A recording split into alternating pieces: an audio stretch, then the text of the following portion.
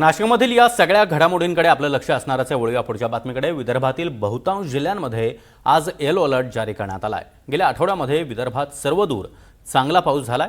पुढील 3 दिवस विदर्भामध्ये पावसाच्या सरी कायम राहतील असं प्रादेशिक हवामान खात्यानं सांगितलेलं आहे। शास्त्रज्ञ प्रवीण कुमार यांनी या संदर्भात माहिती दिली आहे। प्रादेशिक हवामान विभागाचे शास्त्रज्ञ प्रवीण कुमार यांच्यासोबत बातचीत केली आमचे प्रतिनिधी प्रवीण मुधोळकर यांनी।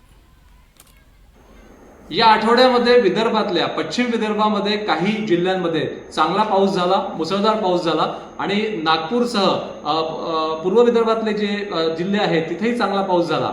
पण आता हा जो पश्चिम विदर्भामध्ये काही ठिकाणी 200 मिलीमीटर पाऊस झाला, नागपुरात एकाच दिवशी 180 मिलीमीटर पाऊस झाला। त्यामुळे आता ढग जी आहेत ती मध्य प्रदेशचे मार्ग गुजरातकडे चालले आहेत। त्यामुळे मॅपच्या माध्यमातून आपण पाहू शकतो की आता आगामी 3 दिवस सरी ज्या आहेत त्या कायम राहणार आहेत। पण आता ऑरेंज अलर्ट नसून हा येलो अलर्ट जो आहे तो विदर्भासाठी राहणार आहे।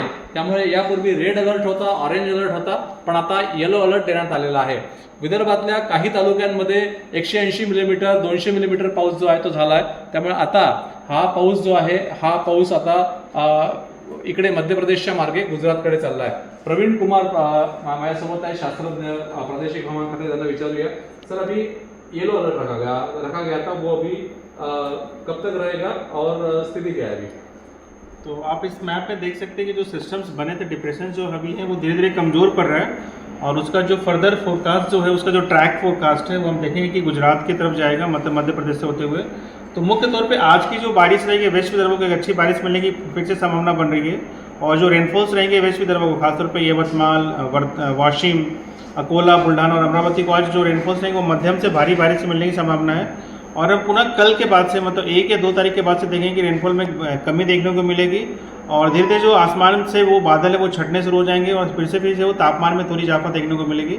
और इसको देखते हुए आज 31 के लिए मुख्य तौर पर जो वेस्ट विदर्भा के जो डिस्ट्रिक्ट्स हैं वहाँ पे येलो अलर्ट्स की वार्निंग दी गई है। प्रवीण मुधोळकर, NDTV मराठी, नागपूर।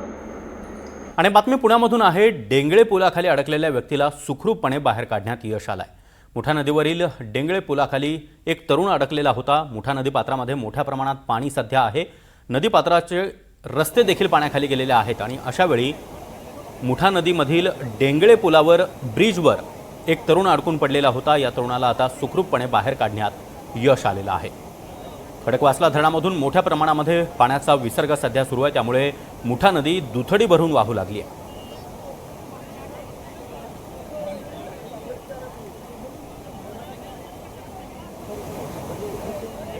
तिकडे नंदुरबार जिल्ह्यामध्ये सततच्या पावसामुळे रंगावली नदीच्या पाणी पातळीत देखील मोठी वाढ झाली आहे। नागरिकांची सुरक्षा लक्षात घेता नवापूर शहरातील ऐतिहासिक ब्रिटिशकालीन पुलावरील सर्व बाजूची वाहतूक पुढील आदेशापर्यंत बंद करण्यात आली आहे।